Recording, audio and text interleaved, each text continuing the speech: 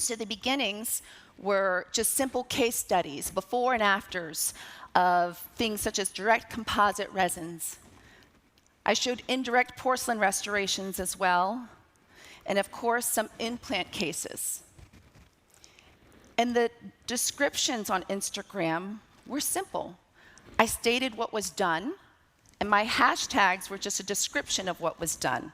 Now, a hashtag, if you're not familiar, is just a caption that you choose where the user can click on it to see every other post that has utilized that hashtag. So, for example, if I were to do hashtag veneer, and you're going to click on it, you can see any post anywhere in the world that has utilized that hashtag.